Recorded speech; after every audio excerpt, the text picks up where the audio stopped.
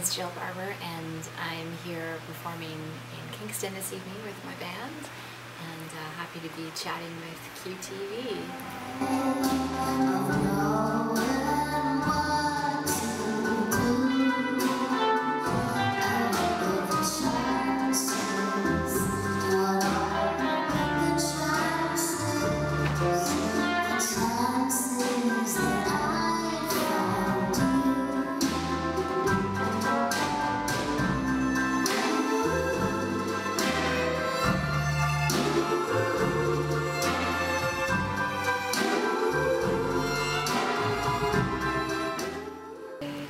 Queens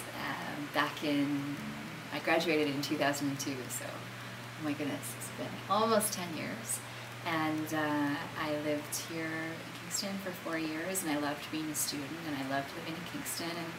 And this was kind of where I got a lot of my start, playing coffee houses and clubs, and this is where I formed my first band.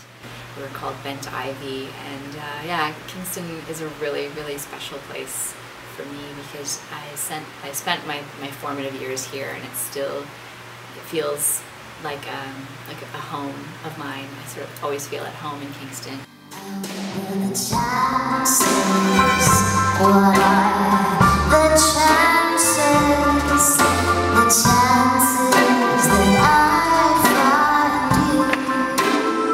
I love touring. I think it's really exciting. I love my band. I'm on the road for 36 dates this fall with 7 guys on a tour bus, so that can get a little, interesting being the only girl, but for the most part it's super fun. And I love going from city to city and playing for new audiences everywhere we go, and every day is different, and I get to play music with my friends for a living, so that's amazing.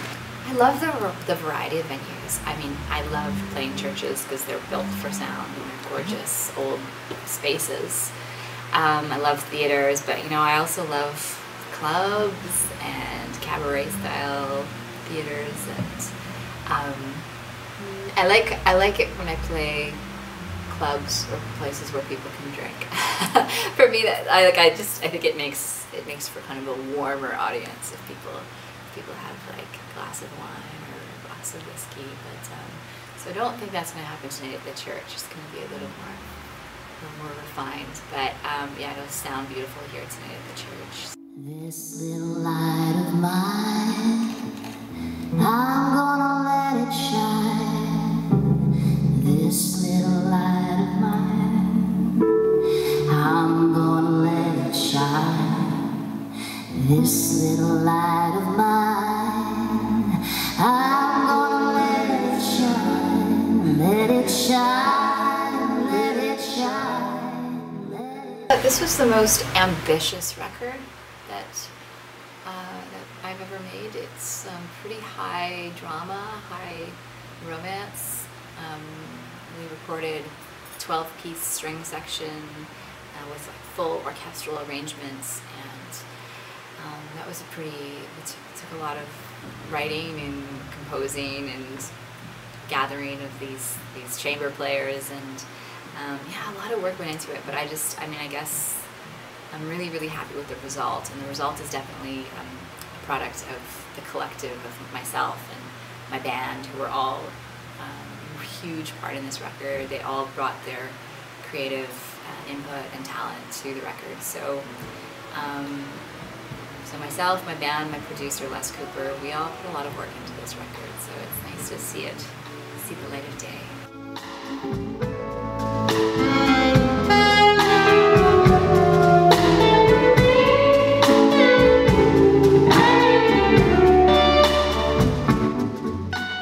I've been lucky enough to do 2 artist residencies at the Band Center, which is this amazing facility for artists of all different disciplines: dancers, singers, writers, actors, and it's kind of just, yeah, it was sort of like a retreat from everything. I shut out, like I turned off my BlackBerry, I shut out the external world, and I really kind of just explored what was happening with me internally, and kind of spent, honestly, a lot of days just like sitting in quiet, like waiting for the muse, for the songs to come. And sometimes that's what I feel I really need to do as a songwriter, is just have a time and a space set aside to really, really focus and to really kind of explore my, I don't know, what's happening with me creatively. So yeah, I every day would be kind of get my morning coffee, sit and think for a little while, maybe write a song, maybe go for a hike up a mountain, and then I'd usually spend most of my evenings and late nights composing songs, yeah, under the moon. Long ago, I know what you meant. Right, so I called this record Mischievous Moon because the moon kind of was a big symbol for me throughout the process of writing it, and it kept coming up as a theme. This moon, this kind of symbol of romance and intrigue and mystery, and I feel like something kind of interesting happens when the sun goes down and the moon comes out, and it's like, you know, it changes behavior and it changes the atmosphere and shifts everyone's reality a little bit. So I thought that was kind of an interesting concept to explore. I love the song Moon River, and you know what, it's not, I have a hunch, I don't know for sure, but I have a hunch it's not even really about romantic love. It's just kind of like almost a love of the world and a love of like having a companion. And I kind of love that song, Moon River. It's a great one. At Last by Etta James, another total classic. What I hope and dream is that I can just keep making music, keep making records, keep touring. I'd love to tour more outside of Canada. I've toured back and forth across this country so many times. It's dizzying, but I'd love to tour Europe. I've toured Australia a couple times. I'd like to go back there, and I'd like to maybe tour in the US or even Asia. I think, I don't know, the world is kind of, there's a lot to explore, and I love the idea of exploring the world with, like through my music and through touring. So that would be my goal. This little light of mine.